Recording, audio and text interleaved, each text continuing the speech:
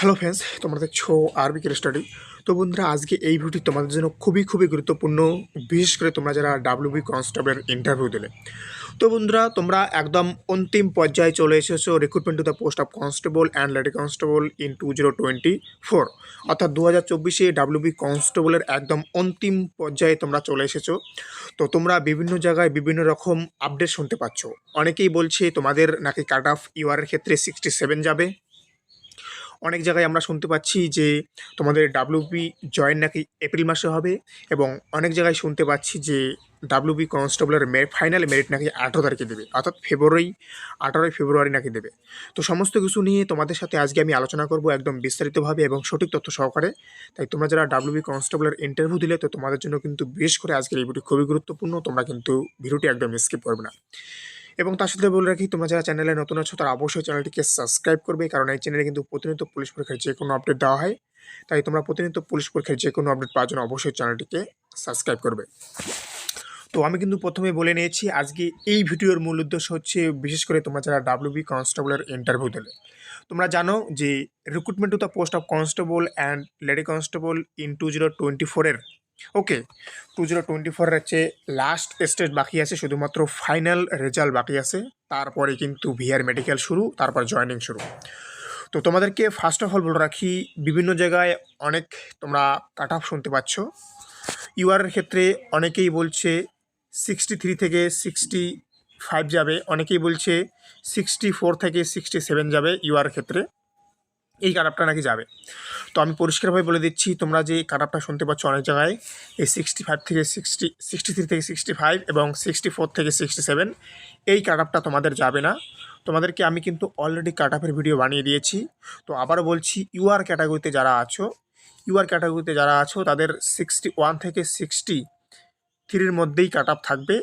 ওকে, এর বাইরে cut off যাবে না একদম। আমি বলতে পারি, আমি 100% বলবো না, আমি 90% বলতে পারি যে তোমাদের 90% বলতে পারি যে তোমাদের এই কাট অফটা যাওয়ার সম্ভাবনা সব থেকে বেশি। ওকে, এই 61 থেকে 63-র মধ্যে তোমাদের ডাব্লিউবি কনস্টেবলের ফাইনাল মেরিটের কাট অফ থাকার সম্ভাবনা রয়েছে। এখন তো তোমাদেরকে দেখাতে পারবো না, যখন ফাইনাল মেরিট আসবে তোমাদেরকে একদম দেখিয়ে দেবো। ওকে, তো এই হচ্ছে কাট অফের কথাটা বললাম। এখন কথা হচ্ছে জয়েনিংয়ের ব্যাপারটা। অনেক জায়গায় বলছে এপ্রিল মাসে নাকি জয়েন। ওকে, তো তোমাদেরকে বলে রাখি, তোমাদের আগামী মাসেই, অর্থাৎ মার্চ মাসেই তোমাদের জয়েনিং হতে চলেছে 15 তারিখের পর। ওকে, 15ই মার্চ এর পর থেকেই তোমাদের জয়েনিং শুরু হয়ে যাবে। ওকে, কারণ রেজাল্ট দেওয়ার পরে তোমাদের ভিআর আছে, মেডিকেল আছে। ওকে, এই দুটো হলেই তোমাদের জয়েনিং খুব দ্রুত হবে। ওকে, এবং তোমাদেরকে 2 থেকে 3 সপ্তাহ ট্রেনিং দিয়ে তোমাদেরকে কিন্তু ভোটের ডিউটিতে পাঠাবে, এটা একদম শিওর, 100-100। তোমাদেরকে দিয়েই যে ভোটের ডিউটি করাবে, এটা হচ্ছে 100-100% তোমাদেরকে বলে দিলাম।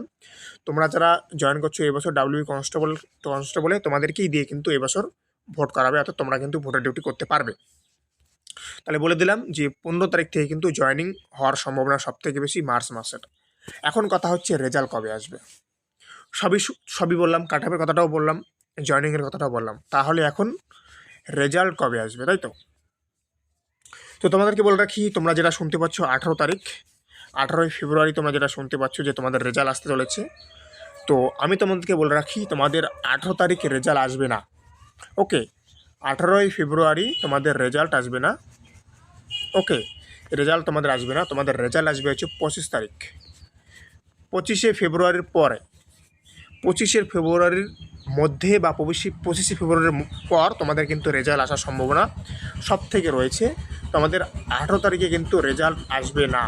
আমি আবারও লিখে দিলাম, 18 তারিখে তোমাদের রেজাল্ট আসবে না, তোমাদের 25শে ফেব্রুয়ারির পর থেকেই কিন্তু তোমাদের রেজাল্ট আসবে, এবং অর্থাৎ ফেব্রুয়ারি মাসের লাস্ট উইকে তোমাদের রেজাল্ট আসবে, একদম 100-100।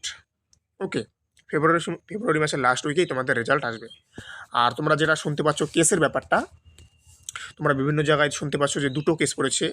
ওকে, একটা নাম্বার বিভাজনের কেস, আর হচ্ছে মেয়েদের হাইটের সমস্যার জন্য কেস। এই দুটো কেসে তোমাদের এই রিক্রুটমেন্ট আটকাবে না, তোমরা দেখে নিও। ওকে, কারণ তোমরা জানো এর আগে পিআরবিতে যত রিক্রুটমেন্ট হয়েছে, সেই রিক্রুটমেন্টের ফাইনাল নাম্বার কিন্তু পিআরবি প্রকাশিত করে না, সেটা তোমরা খুব ভালো করেই জানো।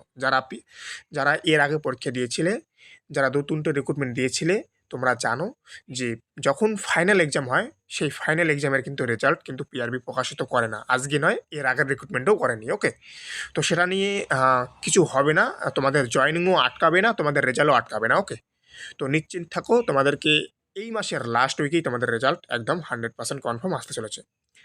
তো থ্যাংক ইউ ফর ওয়াচিং আরবি কেয়ার স্টাডি। দেখা হচ্ছে আবার নতুন কোনো আপডেটের সাথে, ততক্ষণ ভালো থাকবে, সুস্থ থাকবে। জয় হিন্দ, জয় ভারত, বন্দে মাতরম।